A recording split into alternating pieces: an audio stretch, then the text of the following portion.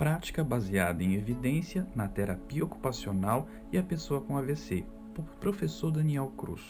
Hoje vamos falar de evidência e, para isso, precisamos entender que a prática baseada em evidência deriva da medicina baseada em evidência criada no Canadá. Podemos pensar nessa prática em 4 aspectos fundamentais. O primeiro, os valores e circunstâncias do cliente. O segundo fator é aquele relacionado ao contexto da prática, onde o terapeuta ocupacional atua. O terceiro deles se refere à experiência clínica do terapeuta ocupacional. E, por fim, não menos importante, a escolha da melhor evidência científica. Esses 4 elementos são integrados e, com o raciocínio profissional do terapeuta ocupacional, permitem que ele consiga tomar uma decisão sobre o que fazer com determinado cliente ou população. Nessa direção, vamos nos orientar sobre os referenciais de Bennett e Bennett, de 2000, sobre uma estrutura de trabalho para a prática baseada em evidência. Vamos lá?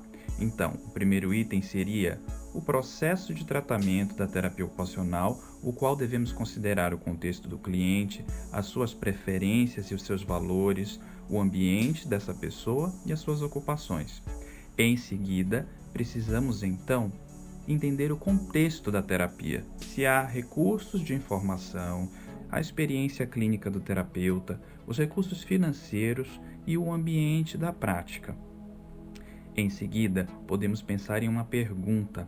Essa pergunta, ela se refere a questões clínicas dos nossos clientes. Por exemplo, poderíamos nos perguntar qual avaliação é mais sensível para avaliar a participação de pessoas com AVC.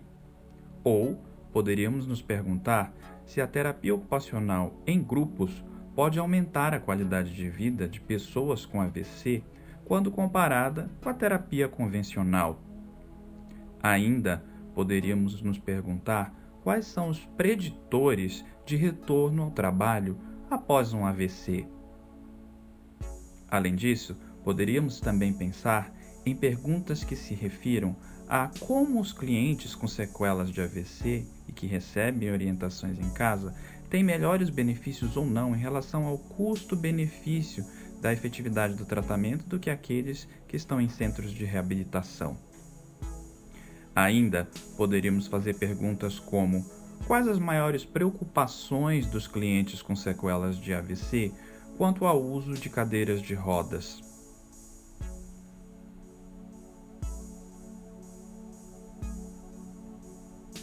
Feitas essas perguntas, podemos então prosseguir para o próximo passo, que é a busca da melhor evidência disponível na literatura. Após essa busca criteriosa, podemos então fazer um levantamento dos estudos e, em seguida, uma análise mais específica de como essa evidência pode servir para a nossa prática. Isso requer uma avaliação crítica da evidência. E, em seguida, conseguimos então fazer o uso da evidência de pesquisa na nossa prática de intervenção. Vamos adotar a sigla PICO, onde vamos entender que a palavra P se refere a paciente, população ou problema. A palavra ou abreviatura I, intervenção, fator prognóstico ou exposição. O C, comparação da intervenção, e o O, os resultados que se deseja mensurar. Vamos fazer um exemplo prático sobre isso? Por exemplo, a terapia do espelho, intervenção, melhora a função manual, resultados, de adultos com sequelas de AVC, clientes, comparados com a terapia de contenção induzida, intervenção, comparação da intervenção.